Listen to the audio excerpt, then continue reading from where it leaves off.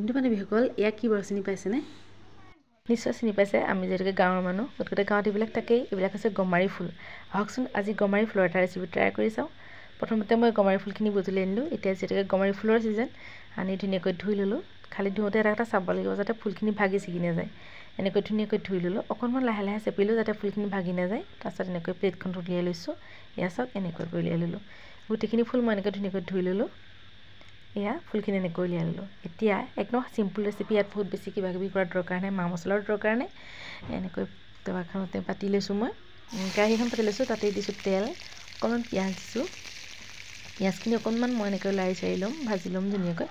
তাতে দি দিছোঁ অকণমান নিমখ। নিমখখিনি দি ল'লে মানে কি হয়, ধুনীয়াকৈ পিঁয়াজটো গলি যায়, সেইবাবে নিমখটো মই এনেকৈ দি লওঁ। লগতে দি দিছোঁ হালধি। তাৰপিছত ইয়াত আপোনালোকে আদা নহৰু অকণ থেতেলিয়াই দিব পাৰে।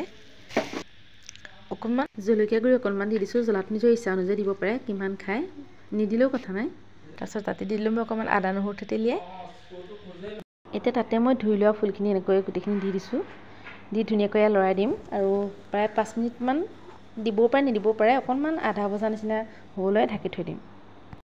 প্ৰায় 3 মিনিটমান ভজাৰ পাছত ফুলখিনি এনেকৈ অকণমান দেখিছেনে, এনেকুৱা হৈ গৈছে, মানে সিজি গৈছে। এতিয়া এনেকুৱা সময়তে ইয়াত মই অকণমান জিৰা গুড়ি দিছোঁ।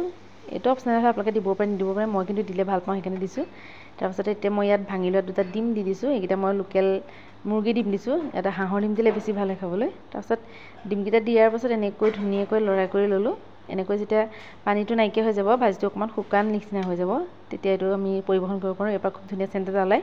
বিশেষকৈ গমাৰি ফুলৰ খুব উপকাৰিতা আছে, বহুত উপকাৰিতা আছে। আপোনালোকে গুগলত চাৰ্চ কৰিলে পাব উপকাৰিতাখিনি। এতিয়া ভাজিটো মোৰ কমপ্লিট ৰেডি হৈ গৈছে। এতিয়া গমাৰি ফুলৰ এই সুন্দৰ ভাজিখন আপোনালোকে ৰুটি বা ভাতৰ লগত পৰিৱেশন কৰিব পাৰে। এনেকৈ আপোনালোকে নিশ্চয় বনাই খাইছে চাগে, যদি খোৱা নাই এনেকৈ বনাই খাই চাবচোন। আৰু গমাৰি ফুল এনেকৈ খাই বুলি যিসকলে নাজানে, সেইসকলে নিশ্চয় ভিডিঅ'টো চাই ভাল পাব আৰু এনেকৈ বনাই খাই চাব। বনাই খাই চাই কেনেকুৱা লাগিলে জনাবলৈ খালি নাপাহৰিব। আজিলৈ বাই বাই।